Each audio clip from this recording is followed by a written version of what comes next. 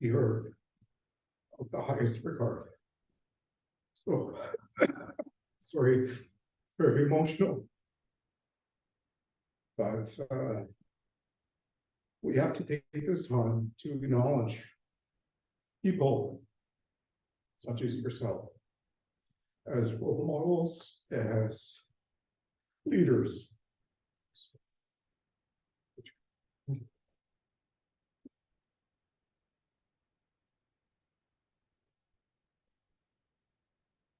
Thank you so much, Rudy.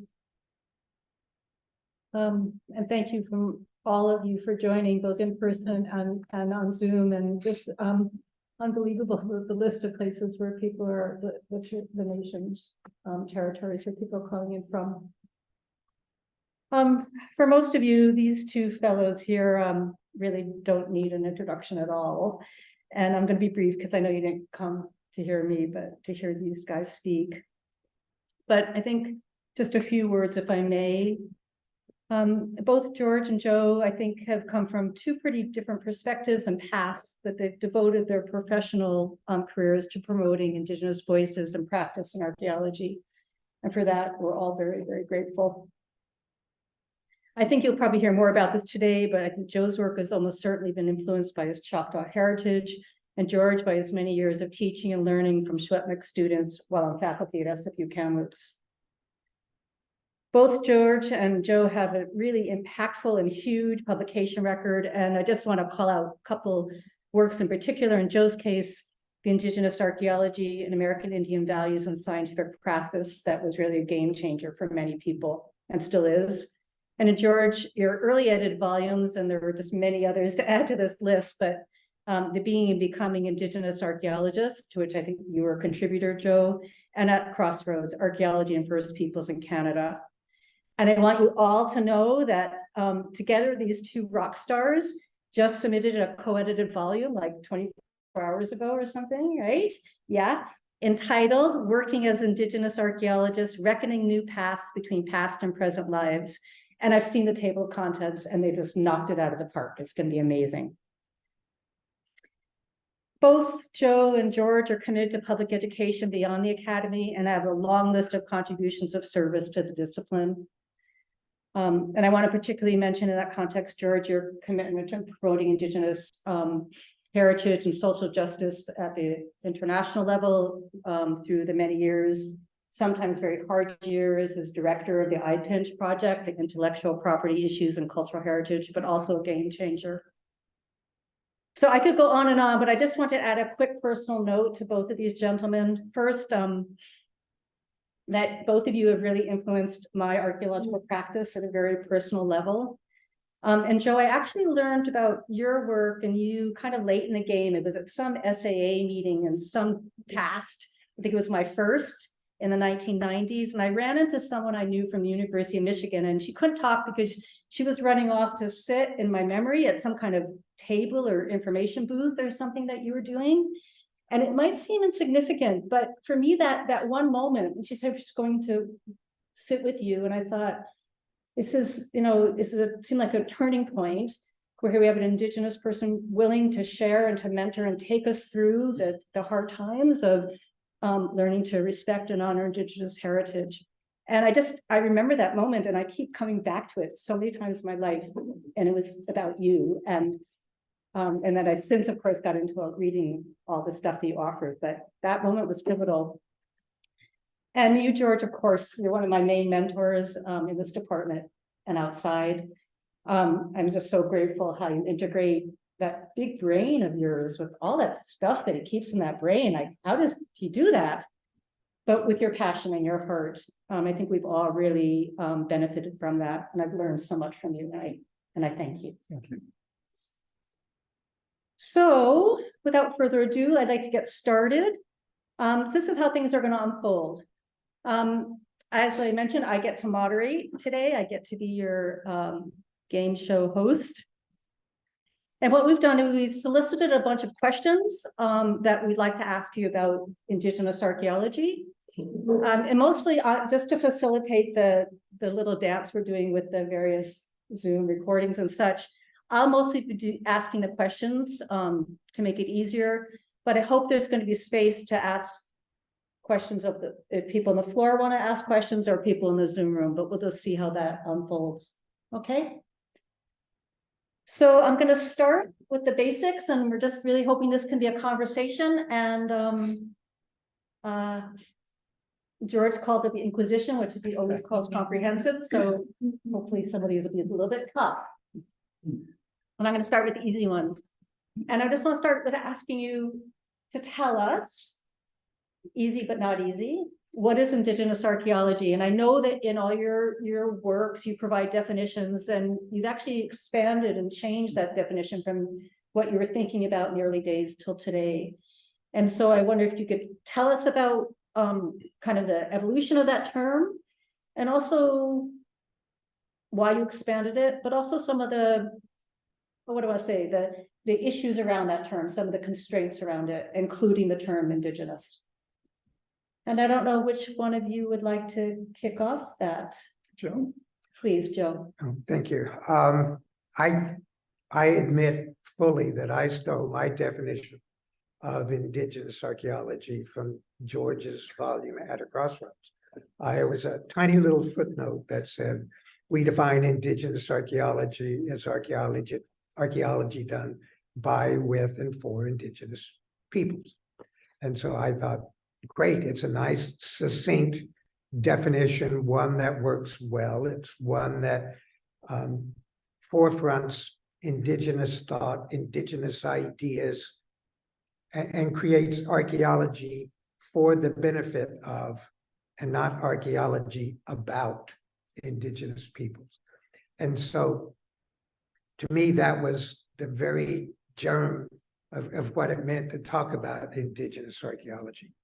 And then, of course, over time, that definition has changed as more and more tribal groups in the United States get involved with archaeology.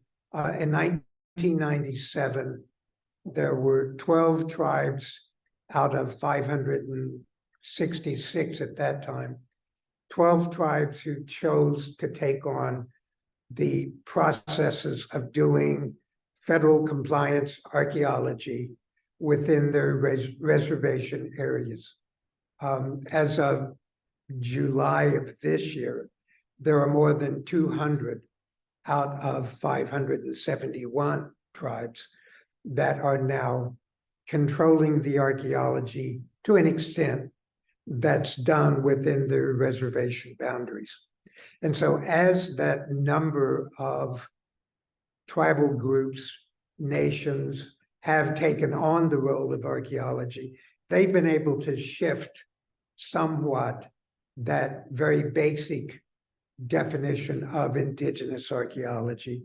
I think that if tribes were more able to change that, they would include things such as language, things such as traditional ideas, traditional histories within what could be what the federal agencies could be looking at in terms of compliance archaeology. So in many ways, we've looked at Indigenous archaeology from the outside, trying to describe it to non-Indigenous practitioners. And I think many Indigenous practitioners now are taking the definition, refining it, and actually redefining it. And so that's my little bit in terms of that question.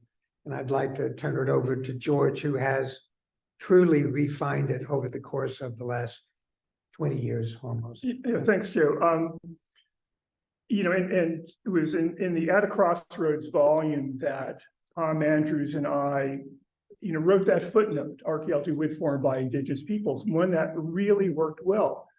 And it's interesting, and I've never really figured this out, but it was in a footnote. Why not in the text? And I think we were working from the assumption that it doesn't really matter what we're calling this, that we were looking for a way forward that was capturing the needs, goals, and the concerns of Indigenous peoples relative to, you know, the project of archaeology. And, as Joe points out, that definition, and it still holds really well, but it's a lot more nuanced today and a lot more expansive.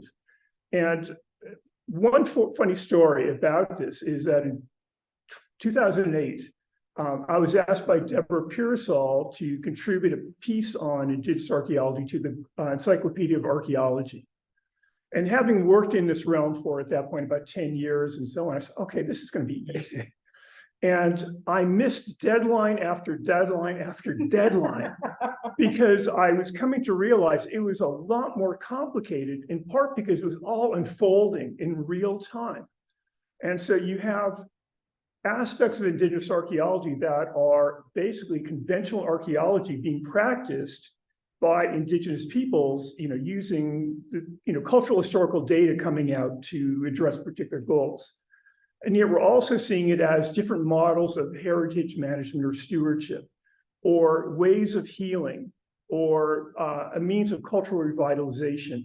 And, so in the piece in the Encyclopedia in the piece in the Encyclopedia of Archaeology, I listed, I think, 8 or 10 different facets.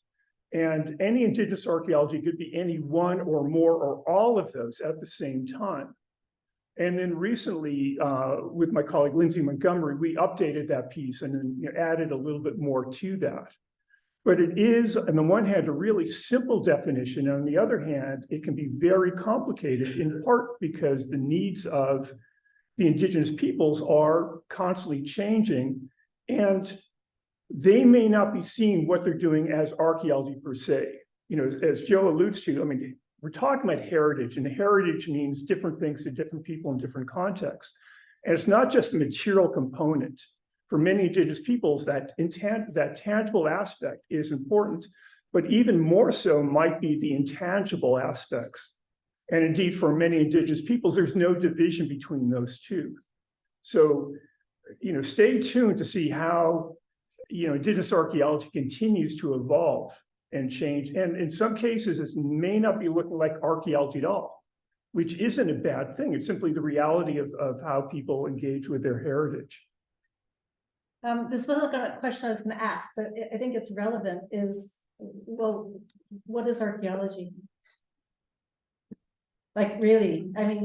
Because that's one of the questions that the students have asked, like, should we be practicing archaeology? And I didn't put that question on the list, but I thought, I don't know what archaeology is or isn't. So it seems relevant to this problem of definition. The standard classroom definition of archaeology is, the study of human behavior and activities through material culture, and you could play around with it a little bit. More broadly, I see archaeology as how we discover, how we illuminate the past through a variety of methods. And that heritage is how we value that information, those objects, those places. So that's my, sort of two-part definition of that. Yeah, and for me, I've been doing archaeology now for 55 years. And so when I started doing archaeology was digging in the dirt, pulling material culture out, making proclamations and interpretations about past human life and human behavior through the artifacts we found. And so over time, that has evolved to look more at a way of knowing, a way of investigating. In some ways, it's a set of techniques. It's not really divorced from people. In other ways, it's one individual's concepts and interpretations of how they interpret materials that they encounter.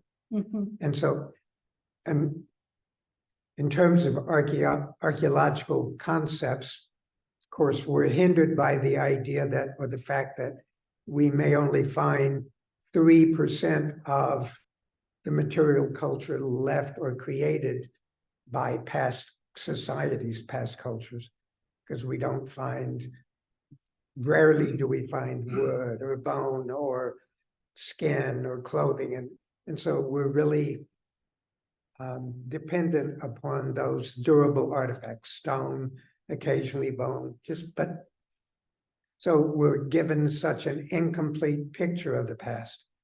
So to me, archaeology has been an ever-changing idea. It's a concept, it's a method of telling a story about a group of people at some point, whether it's yesterday or whether it's 1,000 years ago or 20,000 years ago. So I admit, to me, it's ever changing. And that's one thing I really like about doing archaeology, is that wherever I go, I can find a new facet to it. Yeah, And I really enjoy that. yeah. It's a great time to, I think, call ourselves archaeologists because the umbrella has gotten very big. Yes. It's, yeah.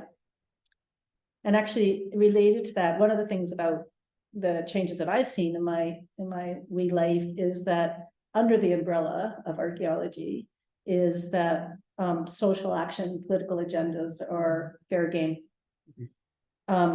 And you say that in your writing, they say that it's that Indigenous archaeology is distinct from, for instance, community engaged archaeology because of explicit political agenda. I wonder if you could expand a little bit about what you see the political agendas, presumably more than one, of Indigenous archaeology, or what were you thinking when you wrote that, either of you? Well, that is one aspect Of course. of Indigenous archaeology. And this is something we're seeing playing out daily here in British Columbia and in other parts of the world. That political agenda relates to the basic question of, and you may have heard this in multiple contexts, of who owns the past, who controls access to or benefits from the past, whether your own or someone else's. And it's that someone else's is the problematic aspect that we are seeing playing out in national or local or international politics when it comes to repatriation and so on. And I've long seen a relationship with feminist archaeology. There's a distinction between gendered archaeology and feminist feminist archaeology has a political agenda, which is to change things to the point where a feminist agenda is no longer necessary to redress the power imbalances and so on. And that's the same thing that I see in aspects of Indigenous archaeology. And one thing I figured out a long time ago was, classic Marxist analysis of the traditional relationship of archaeologists versus Indigenous peoples. And I saw that, this is one of these light bulb moments, that the archaeologists were essentially the bourgeoisie. They were the factory owners, they were controlling, the factories and the workers and reaping the benefits. And that Indigenous peoples were the proletariat, factory workers and so on. And this really helped to illuminate, some of this power differential. But there's one interesting aside here, and that is in recent years and in some particular contexts, that relationship can be reversed a little bit, where you have Indigenous peoples who are now controlling in somewhat limited fashion the process of archaeology, or who can do what. And it's not a bad thing. Let me rephrase that. It shows progress and it shows a way to address issues. A lot of people are having problems with that. That is, a lot of people meaning the archaeological establishment, which is of course very conventional and hard to move. But there are changes going on. So at some point, that political aspect of Indigenous archaeology, if successful, may solve the problem that it is trying to illuminate at this point. Amen to that. Joe, do you want to add to that? I'd like to add a little bit to it, in that in the United States and in other countries, in some other countries, the practice of archaeology has been used to strengthen the concept of sovereignty, tribal sovereignty, or nationhood. The idea that as a group of people can further, one, extend evidence that Western science will accept as time depth. The idea, like among, say, the Ainu of northern Japan, the idea that the Ainu have developed fully in place through what Western science is called Joman, Epijoman, up through Satsaman and other scientific or archaeological cultures, that the Ainu themselves can perhaps use that as a mechanism to influence the Japanese government to give them some true recognition of sovereignty, of ownership of place, of connection to a deep time there. At this point, it's very minuscule, but the Japanese government, I believe, is trying to find ways to come to grips with it. In the United States, again, with the establishment of the Tribal Historic Preservation Officer programs, the tribes basically can say, we will do the archaeology within our reservation boundaries. And you, Western archaeologists, if you do not agree to our terms, then you cannot do archaeology in our area. So it's sovereignty, it's control, it's being able to say that we believe our histories, we know our histories. We don't necessarily have to rely on Western science to tell us what our history is. So I don't see the political agenda as necessarily a negative aspect, but many Western scientists, when you say political, they don't recognize that science itself is political. 100%. Yeah, thank you. And you hear that murmur in the academic audience, the natives are restless. Yes. Oh, I hadn't, but duly noted. Okay, thank you guys. That was just great. I just want to step back a second since we're talking about heritage in the past a little bit. I'd like to ask each of you how you started on this path, because for both of you, it's been a commitment and it's not necessarily been easy, both, well, in many facets. And Joe, you write about this a little bit, that it was, and I'm not asking you to divulge, stuff you don't want to share publicly, but if you could just tell us in general, am I right that at times it was difficult to be out there and at those tables, like I imagined you with Yes, I got involved. Initially, of course, I wanted to be a paleontologist and work in China, dig up dinosaur egg nests, and but I knew that I would never get to China, and so I was walking with my grandmother on our family homestead in southeastern Oklahoma and found an archaic projectile point, 4,000 to 6,000 years old, and showed it to my grandmother, and she didn't really speak English, and I didn't speak a lot of Choctaw.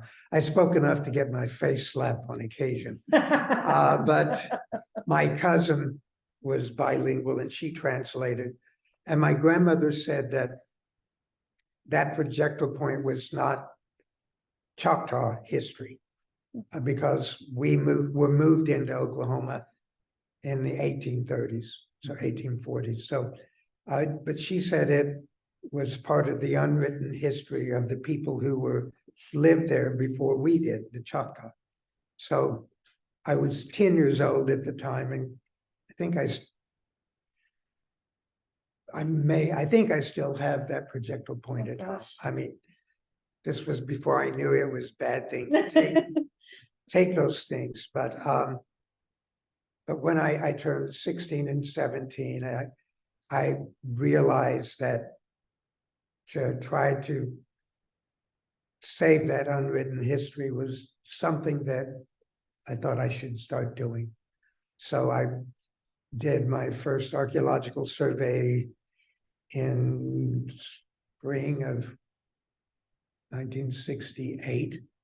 and then worked a little bit. And but I graduated from high school in 1969.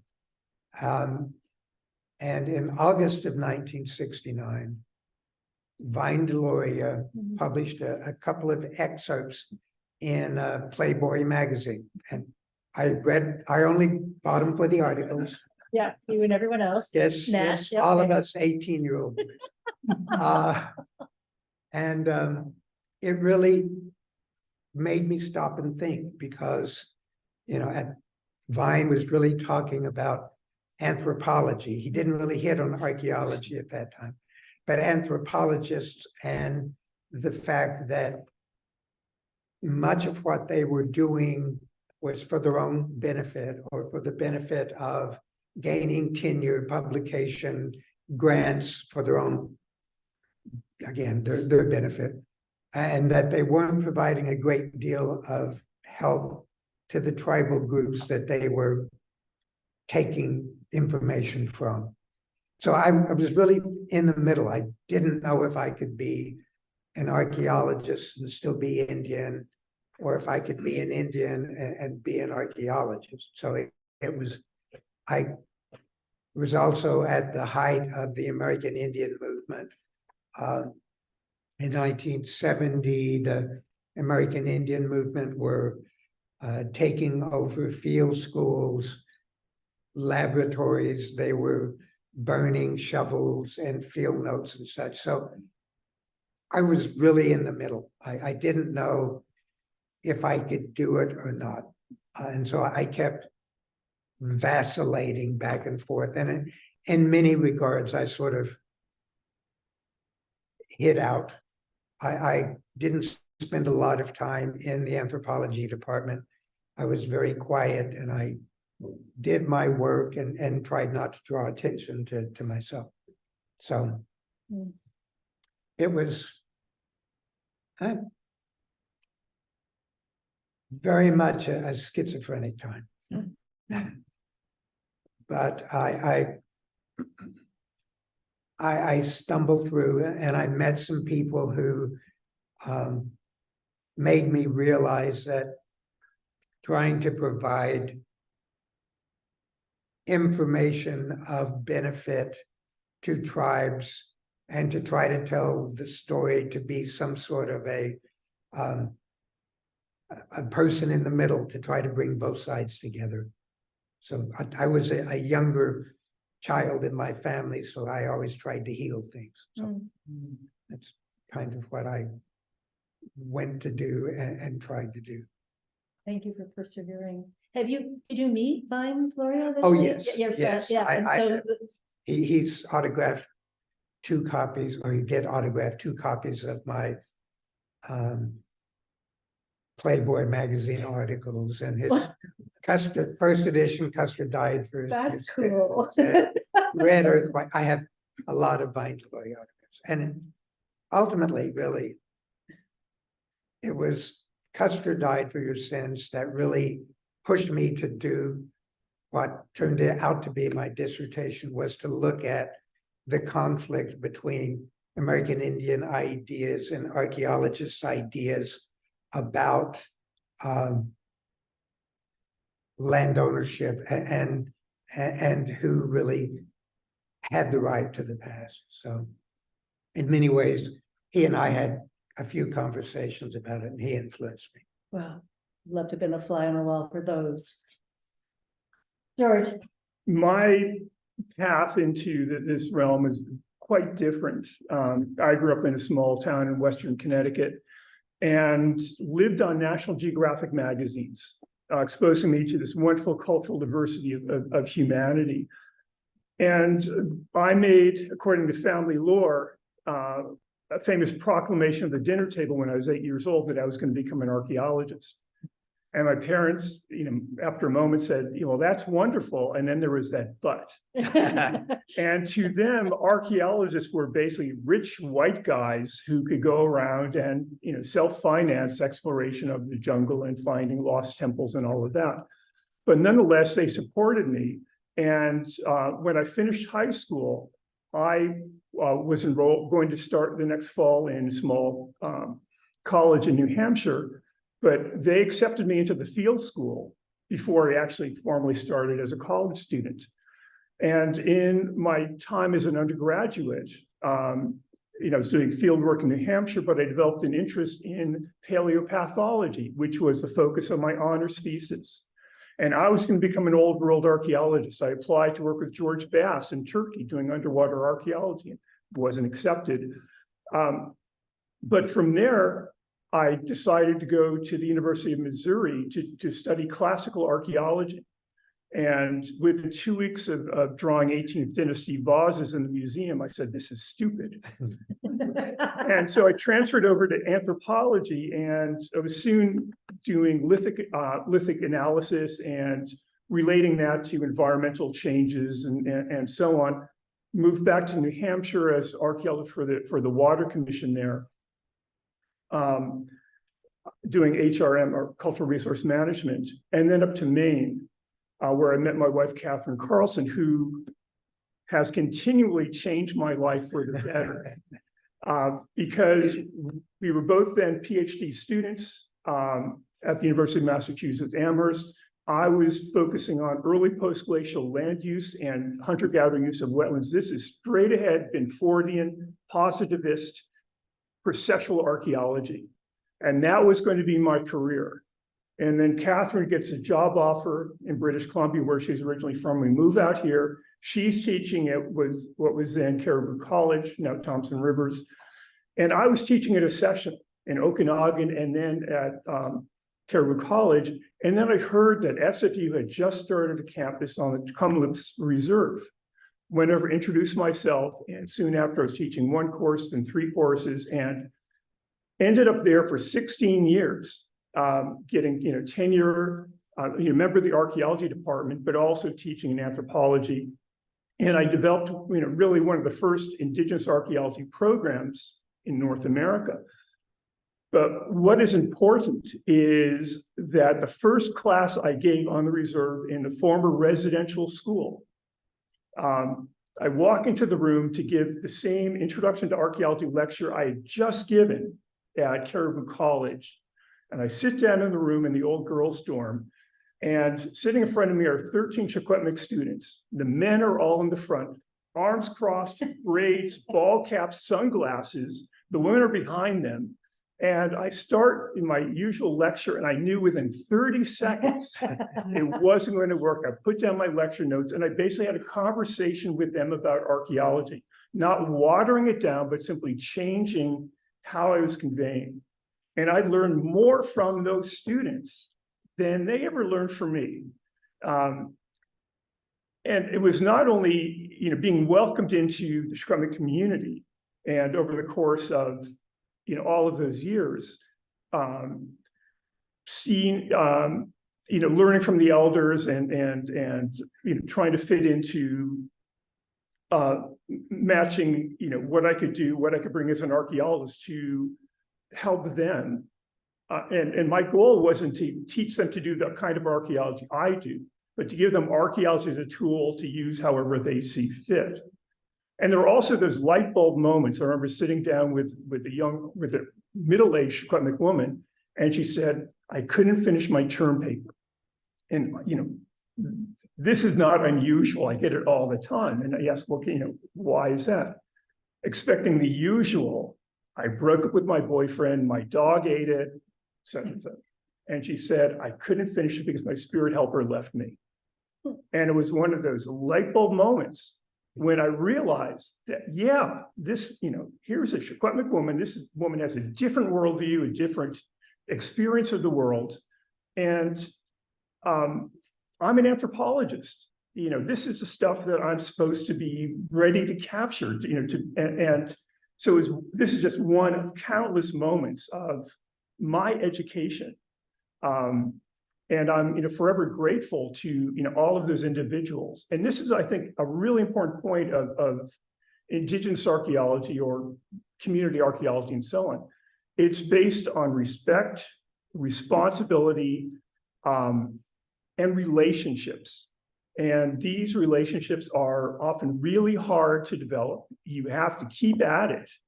And you make a long-term commitment to that community or the others that you work with. And that in turn can open doors for, those who follow you. But it is hard. And, I trained as a dirt archaeologist, processual-oriented archaeologist.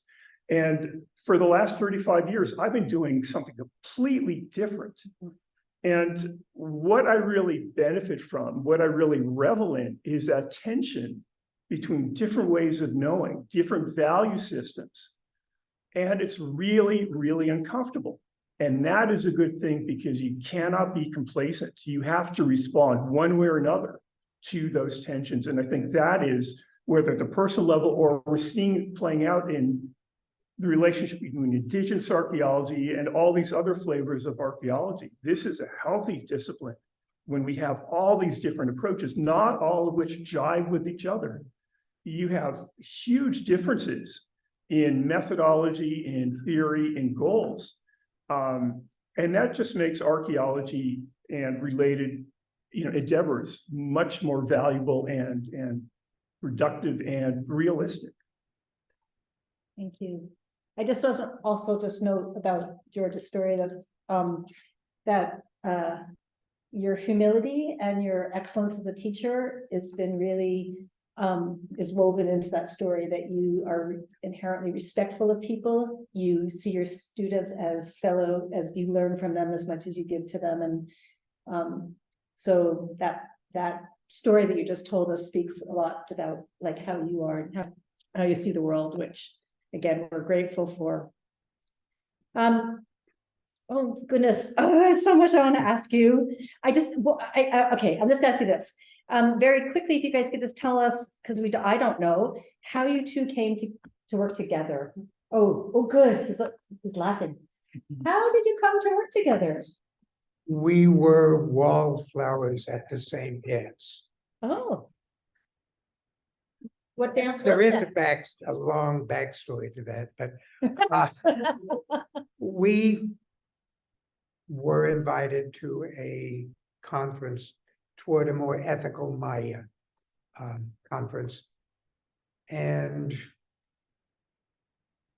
it was a good conference. We had a lot of different speakers looking at, again, it was one of those things about words and how words can impact and how historically people had talked about the Maya collapse and the fact that the Maya had disappeared when the Spanish came in 1500s and the Maya this and the Maya that. And the living Maya people were saying, we didn't collapse, we didn't go anywhere. And so this was a conference given by Marvin Cahotas. Oh. And so after the first day, they had some Maya people dancing, and then they were inviting people to dance. And George and I were kind of leaning back against the wall, trying not to get chosen. But so we were chosen, and Larry Zimmerman was with us too. yes. And we have a photograph of the three of us. And what's interesting, and we were laughing about this a night or so ago, I almost didn't make it to that meeting. I had been receiving, these invitations to this, toward an ethical Maya symposium. I'm not a Mayanist, I kept ignoring them. And then finally, Marvin emails me. She says, read the email. We are inviting you to participate in this symposium. So, that's where I finally met Joe. I mean, our orbits were, circling each other for a while. Also, Ann Pyburn, Rick Wilk, Larry Zimmerman, Ann Pyburn, Quetzal Castaneda. I mean, these are people that I had been, influenced by. And it was just such a wonderful gathering. And if it wasn't for that meeting, it might have been, who knows when we would have actually, What year was that? 2002. I think you guys have been like connected at the souls long before 2002. Yeah, I That think doesn't so make sense, too. Joe. I kept thinking, well, I stole from him in '97, so I had to have known him earlier, Yeah, but, neat. Well, I'd like to see you both dance. Just saying.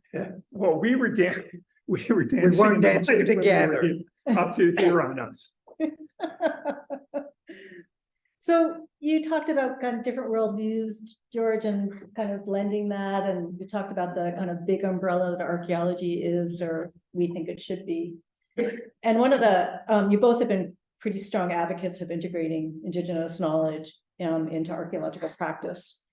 And I wondered if you could talk a bit about, well, the tensions, like the beauty and the hard part of doing that, and feel free to augment that with case studies that you think were flopped, or just were beautiful examples of that integration. Because if we're being honest, it's not always easy. Joe, do you want to start?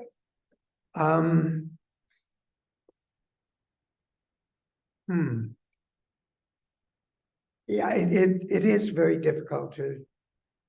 I could probably do archaeology fairly easily, because archaeology can be very much an individual thing. You can go out in the field, you come in and you write things up, and you can pat yourself on the back, and you can get it published and, put another notch in the trowel or whatever. But then trying to find ways of making it useful. Like I've been working on a manuscript for a little over 15 years now, about the relationship between the Japanese government and the Ainu, and the development of Ainu deep time and deep history. And I've written a couple of versions of it, and I keep delete backspace, because right now I can't find a way to make it useful to the Ainu themselves. I can write a story that the maybe United States archaeologists or anthropologists would provide a history of Ainu deep time, Ainu relationships, and how they identify or not with Satsuma, Tabinatai, whatever archaeological terminology or group you want to use. And so I still am trying to find a way of giving a voice to the Ainu people that I would like to try to see benefit from the work. And I don't think I'm answering your question. I'm sorry. No, you are actually. And so it's frustrating in many regards. Like I say, if I were to sit down, I could probably write a book that I could get published and say, this is about the Ainu. If you want to know about the Ainu, here, buy this book, $13.95 or whatever. But I keep thinking, well, maybe I could write a decent book, have it translated into Japanese, and then have the Japanese people read it, and maybe that might influence their perspectives and the views of the Ainu. But I don't think it would. Again, it would be, oh, this Western scholar has this opinion, and who is he to tell us how we should be thinking about the Ainu? And so I would like to try to find a way to get the Ainu more fully involved, but in reality, probably only 2 or 3 or maybe 5 Ainu people that I've met really care about that deep time. They're really more interested in getting jobs or economic development, or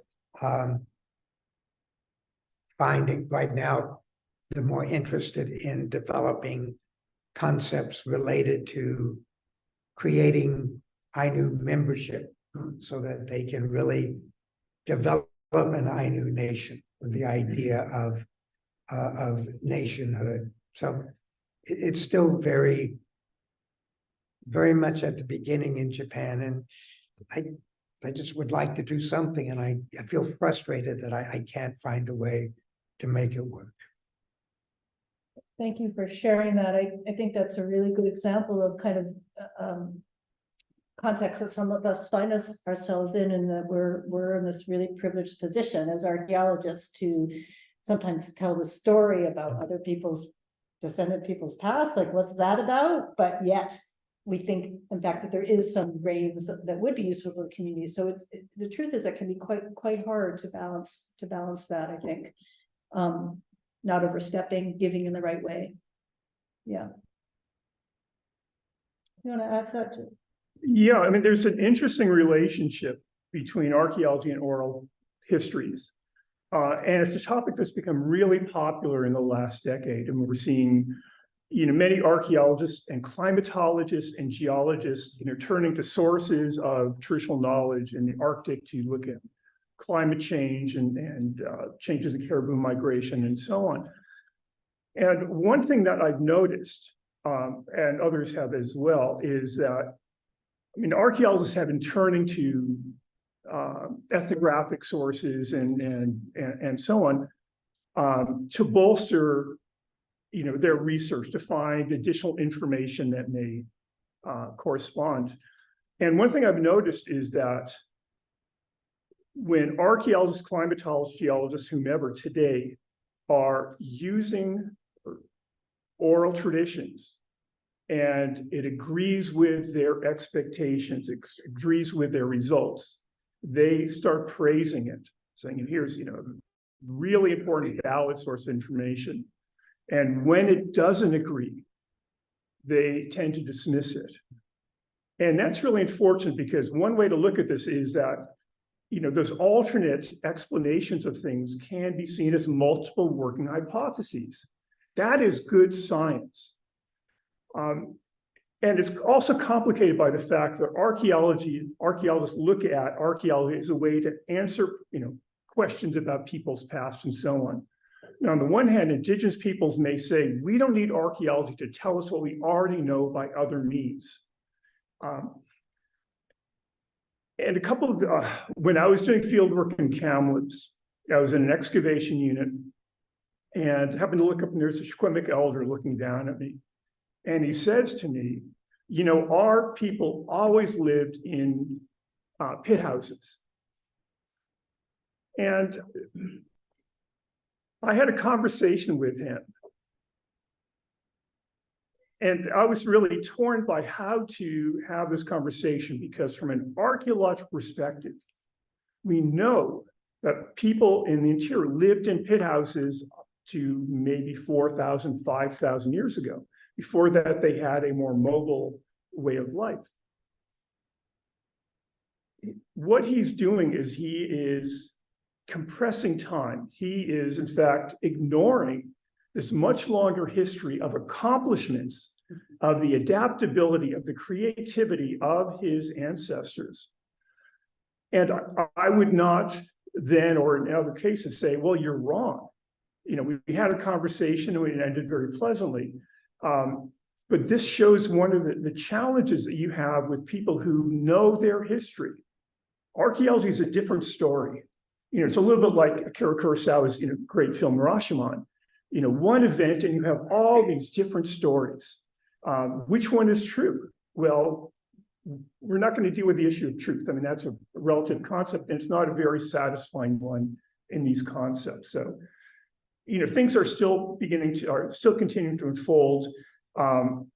Archaeologists are beginning to acknowledge the more nuanced or more challenging aspects of oral histories, and to accept that archaeology may not reveal things that actually happened. Absence of evidence is not evidence of absence, as you all know. So there's a lot of work that's coming out on this very popular topic. Andrew Martindale, Keisha Supernet, and Marge Bruchak and I are currently editing a volume on oral histories and archaeology that is, bring together, some of the current work in this realm. And it's interesting, but it's also really difficult to, evaluate.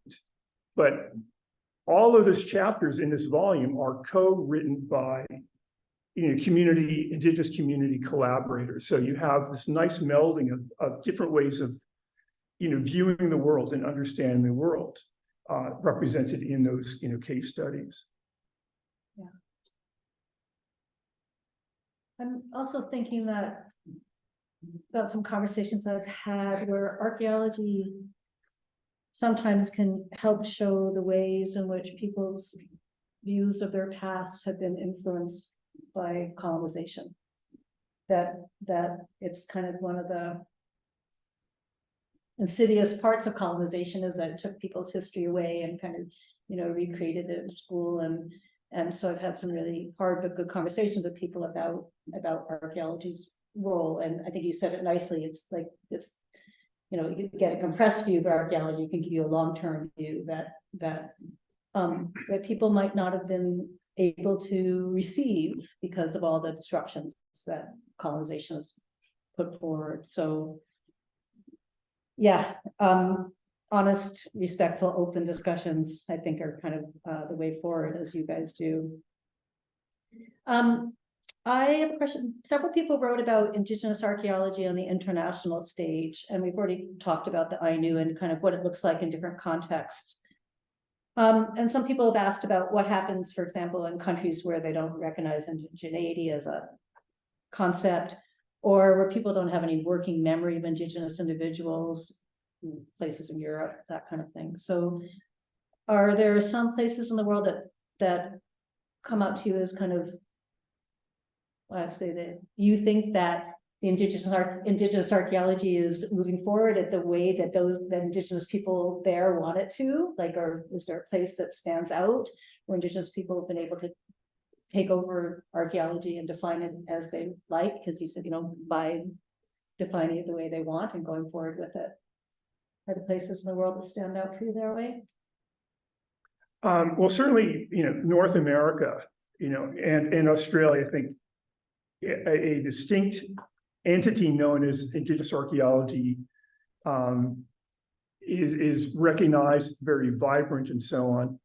One of the challenges that we had with the new volume is sort of an embarrassment of riches. When I did the Becoming Indigenous Archaeologist volume in 2010, it had 36 contributors worldwide, and it was a bit of a challenge at that time. There was a larger number of individuals, but I couldn't get in touch with all, or not everyone was available, and so on. So I ended up with 36. For this one, just for North America alone, we have a list of 140 Indigenous archaeologists, knowing that that's probably a quarter, if not smaller percentage of the number actually out there. The same thing for Australia, same thing for many other parts of the world. And some of these are academics, some of them are community practitioners, some of them are part-time and so on.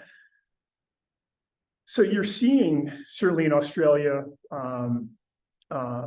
New Zealand, and North America, a vibrant movement, to put it that way. Things are complicated in Central and South America, where that notion of indigenous is not present.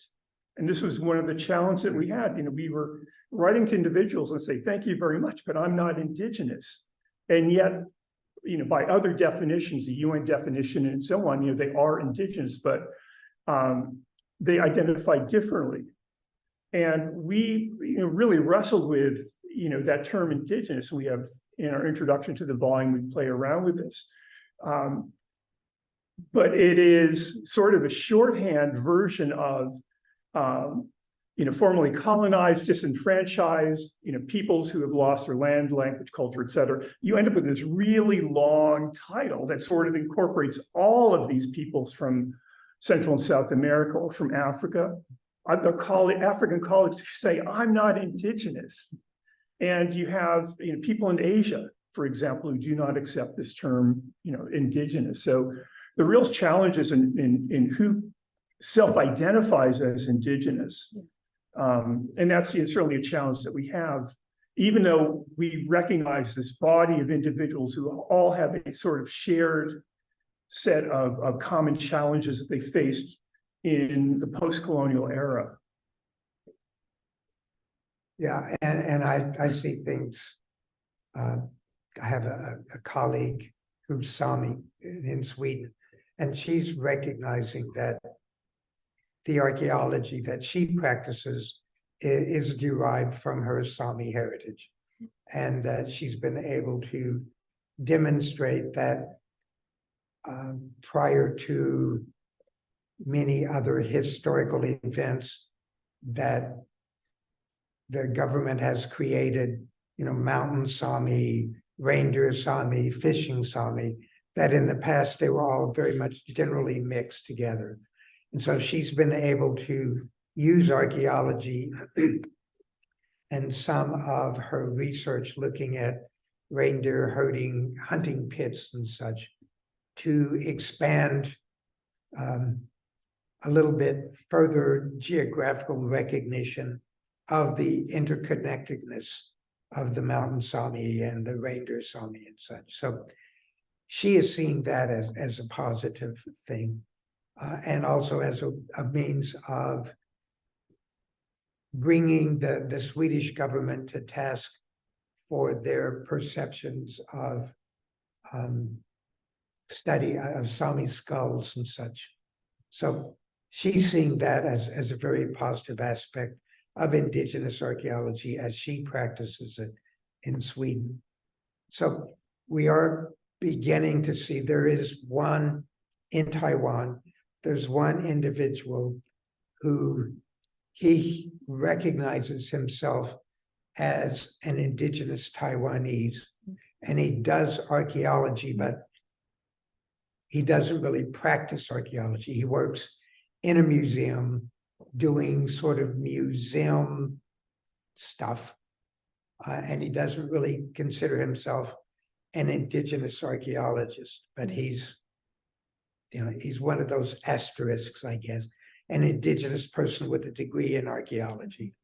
So we're starting to see a little bit more of an expansive idea, some of it coming out of the more people are becoming aware of the United Nations Declaration on the Rights of Indigenous Peoples. And so they are trying to use that as a means of expanding discussion about indigenous rights within their own countries. That's what the Raporo Ainu Nation in Japan is really pushing, that the United Nations Declaration as a means of trying to develop more Japanese government recognition of their rights. So we'll see how that plays out as well. Yeah, and just to add to that, in Japan, there were two Ainu archaeologists, the Yoshino sisters, who had a very brief career in archaeology. They decided, they didn't feel welcome, and they left to do other things. So there are, these areas where, indigenous people have very little access to or confidence in or interest in archaeology, and other places where things are really developing. And just to take one example, one of the contributors to becoming Vincent Koebu, Papua New Guinea, he was involved in cultural resource management and so on. One of the contributors to our new volume, Roxanne Sang, is one of his students. So we're seeing this, continuity, and that's, it's so gratifying. Not that I have any, part of this, but gratifying to see someone is able to, pass on and start building, in Papua New Guinea and in other places of the world, training the next generation. And, with each generation, there's going to be a different kind of archaeology or indigenous archaeology or heritage management or whatever it is that they are practicing or conveying or wrestling with themselves. And yes, we'll get in 1 second, Rudy, if you may. One thing I'm hearing from both of you is the importance of ground up, like it's local. It's got to be local. And if I just may, and then I see that there's two questions and I'll acknowledge them. That you mentioned UNDRIP and here in BC DRIPA as one kind of policy that I know many of my indigenous friends around the world have been hoping to use, and people maybe didn't even call themselves Indigenous before are now because of UNDRIP. But I'm wondering about what you just talk about the role of policy in promoting socially just archaeology, whatever you want to call it, and at what level that policy should be designated and acted. Because not, you have one section talking about local change, ground up 100%, and then you have UNDRIP, couldn't be any more top down. So what is the role of policy in these discussions? That's a great question, and it's a complicated one because, we see Stola, we see Tumux and others having their own heritage policy. And those researchers, archaeologists coming to their territory, apply for a permit and so on.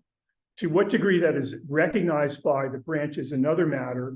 The archaeology branch is going through this transformation process. I'm frankly not very optimistic about the kind of change that needs to be there. On the other hand, for top down, you've got UNDRIP, and UNDRIP is a wonderful set of aspirational goals. And a lot of people, Indigenous peoples themselves, saw UNDRIP as this great panacea. Finally, we've got something that is going to solve the problem. I see UNDRIP as magician's elephant, made invisible. It's in the room, it's stomping around, but you don't know what's going to happen or when. And the problem with UNDRIP is that many of the signatory nations are finally reading the fine print.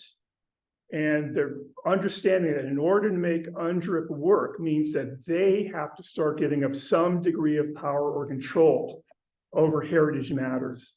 And that is not going to happen anytime soon. DRIPA in British Columbia is a great act, potentially. But again, we have the same thing in terms of how it's going to play out. How is it going to affect university-based research? No one knows. So, you guys, or many of you, are the ones who are going to see this unfold. Hopefully. Yeah, and I see UNDRIP and other laws like in 1978, the American Indian Religious Freedom Act. The federal government said no policy in the United States, no policy shall be passed which shall infringe upon the free practice of American Indian religions. And that was it. It just said, we shouldn't do it. There was nothing that legally, regulatorily prevented any of those policies, but it was an aspiration. Many tribes tried to use ERFA, as it was called, as a means of protecting cemeteries, archaeological sites, sacred areas, and such. Over time, what was created within that aspirational ERFA have eventually become either executive orders or laws or regulations and have been implemented. But it took a good 30 years for those things to happen. I see that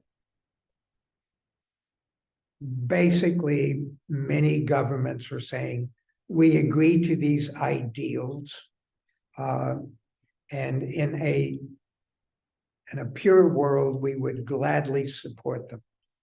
However, if we do this, then other people are going to ask for more, and we can't, like in Japan, the Constitution, every individual has the equal rights as all other individuals, but groups of individuals have no rights. So an Ainu individual is guaranteed rights, but a group of Ainu individuals have no recourse. They're just nothing but a group of people. So trying to find ways of, in Japan, it would require a constitutional change. And I don't think many people see that as a true option. So again, as George is saying, it's something to, this time of the year, to say, yes, we're doing a good job. We really believe in this. And maybe next year we can do something to change it. So it's always next year, unfortunately. I'm going to ask one more, Rudy, and then I'm going to give you the last word. My last question from several students was just this is my rephrasing of it, but how to enact change on the ground. We have students who, what actions can people do, settler, indigenous, to promote an indigenous archaeology, a socially just archaeology? In our day-to-day practice, we have students who are working in the consulting world and are dealing with racism daily, in a whole range of kind of hierarchical, colonial kind of contexts. And so several of you asked that, and I wonder if you have anything you want to offer to our future archaeologists of how to do it better. Get to know people, talk to people, listen to people. Don't consider yourself as the expert. Consider yourself as just someone who has questions. Never wait to develop a relationship until you need it. Always start from the beginning. Talk to people. Get to know who you might be working with, who you are working with, whose histories you're interested in. Talk to people, listen to people, read, write, all those things that your parents have told you, be nice. And that's really a lot of it, is to enter into these relationships with respect, with the idea of, you yourself, you need to give more to everybody else than you ever take. And that's just really sort of a basic way.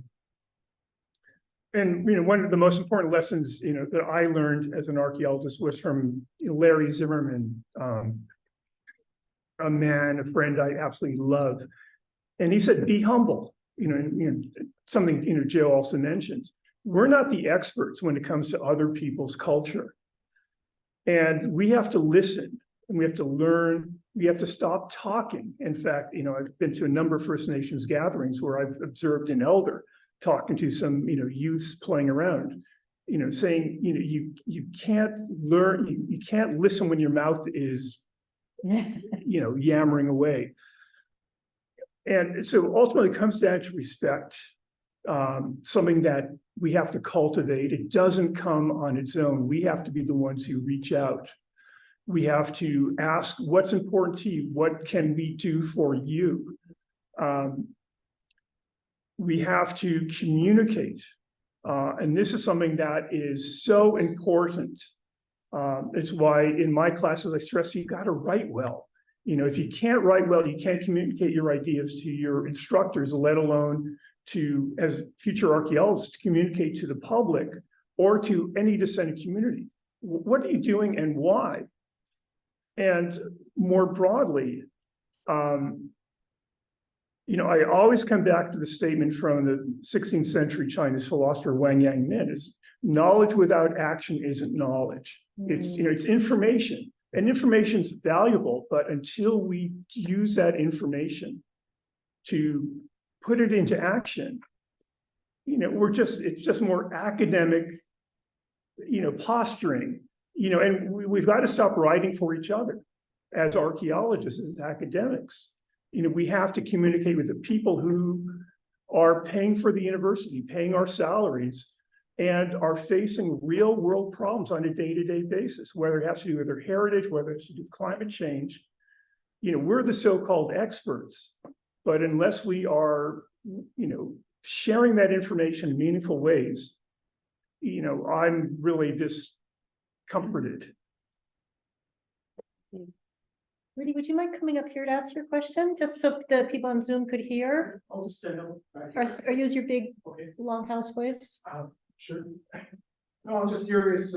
Thank you both for your wisdom and sharing so much. It's great to hear. But I guess I'm just talking. We have a lot of young people in our audience, and many of us are growing on in age, right? More so than others, I guess. But I'm just curious. Here at SFU, George, myself, others, we're always trying to encourage more Indigenous youth to take up archaeology. And you've spoken a lot about the imbalance of knowledge, of power. You know, when I work with my youth in my community now, they speak the language better than I ever did. Mm. They know our oral history better than I ever did. Because there's so many different elements of cultural revitalization going on. And I'm now just viewed as a specialist in a certain regard, you know, that matters.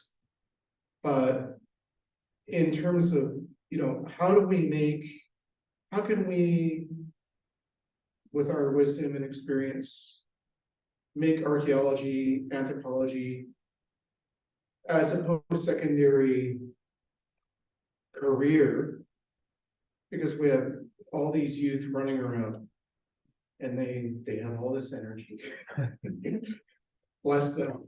But is there a way from your experiences that we can direct them? Because we need them, right? There's a need. Or do we just have to recognize it's our need, but not the community's need, because they already know their heritage is taken care of in regards to all that other revitalization that's going on with language, with culture. So I guess my big question is, and I struggle with this, is archaeology for Indigenous peoples relevant in this day and age? You know, because it's something we've been trying to struggle with for a long time. So I don't know if there's any answer. Thank Thank you. you. Well, I mean, to answer that in part, I mean, many Indigenous groups are interested in the life histories of their ancestors, you know, osteobiographies, so-called. Kevin Brownlee, a Cree archaeologist, has done some remarkable work in conveying, you know, classic information about health and stature and, you know, all the things we can learn from human skeletal remains, but putting into the context of the Cree way of life, for whom many Cree believe that the ancestors let themselves be found to teach the youth of today about their heritage. So check out Kevin Brownlee's work. But one thing I've heard countless times through the iPinch project and elsewhere is elders want to re-engage with the youth. That is the most important thing to them, getting them out on the land, for example. How you do that, you know, is, you know, First Nations don't need our advice, but where it comes to being offering archaeology programs, for example, or training or capacity building that is welcoming to youth, you know, that is something that we can contribute. And that's one of the key attributes of the Indigenous Archaeology program I had in Kamloops, is training students to do archaeology, field archaeology. And you have many students, Leslie Borde, an undergrad, later master's student here, you know, works for the, you know, Kamloops Band, or Kamloops Nation as an archaeologist. Nola Markey, another student, has her own heritage, you know, company. And there are countless other examples like that. But, you know, it's a really good question, Rudy, and it's complicated because there's no cookbook answer for that. And I do see that in many places, many tribes recognize that they have enough lawyers, they have enough doctors, they have enough engineers, and now they need people who can provide them answers. And so there is no one answer. In the United States, there are 571 different tribes, and each one do struggle either with shared heritage, the idea of heritage, the idea of relying upon non-tribal people to tell their stories.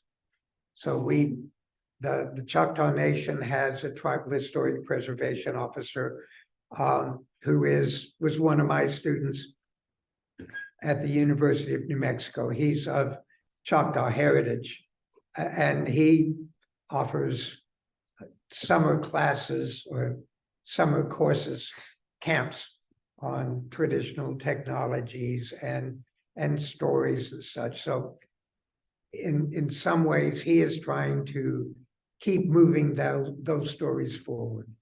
So sometimes it takes just one individual who is curious and wants to know about the arrowhead they found on their family homestead. And so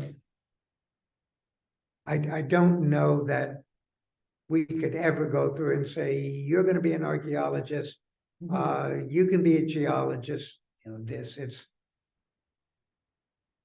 I don't believe there's an answer to it as much as just, again, providing them stories that piques an interest, National Geographic or Playboy?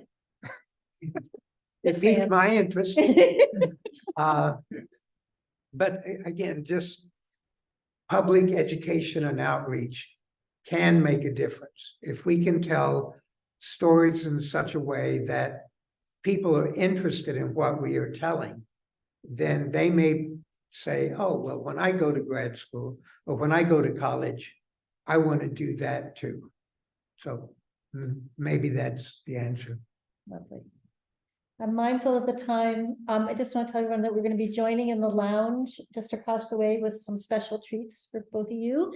So please do continue the conversation. And just wonder if there's any last words you guys wanted to share. I think we've kind of touched on a lot of the topics of, about the future of Indigenous archaeology, or anything you want to wrap up with.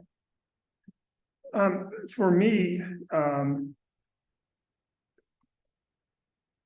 I think we all want to be cognizant of the fact that we are often studying someone else's heritage.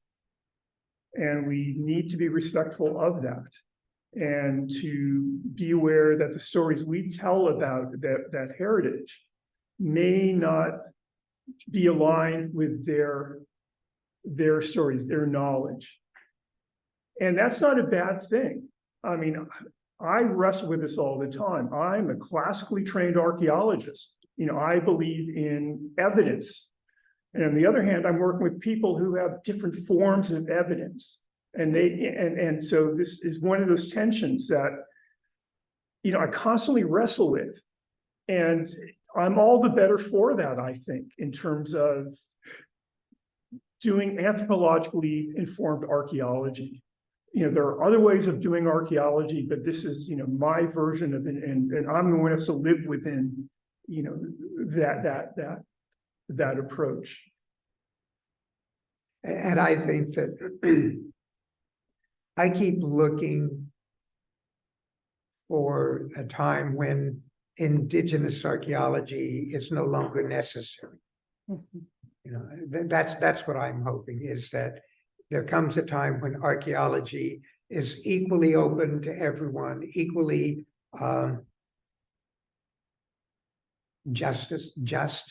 working towards social justice in all different regards, not just Indigenous versus colonist or colonial, or white versus brown versus red versus black. And I may be a Pollyanna in that regard, thinking that it's going to happen, but I keep hoping that eventually we won't have to talk about Indigenous archaeology as something that is different from just plain archaeology. And if I could briefly add to that, 20 years ago, I wrote a paper called Seeking the End of Indigenous Archaeology.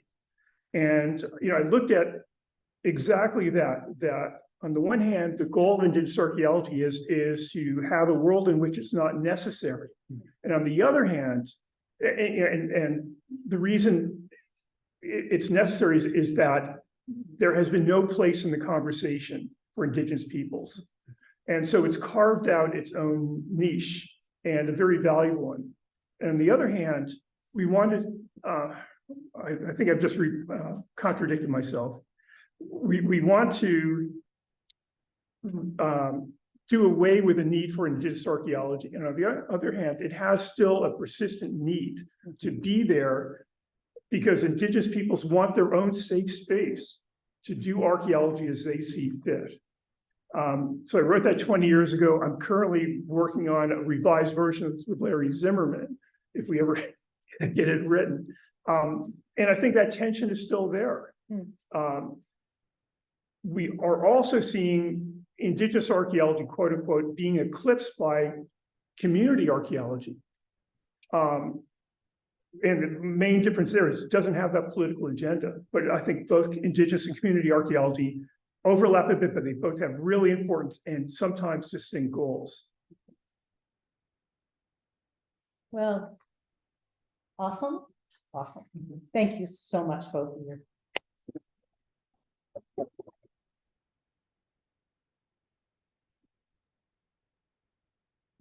So much, folks on Zoom. I'm going to share your comments with George and Joe. And for those who are able, please join us across the way for some archival meeting in the window. Looks like we got how good your eyesight is. We should stop.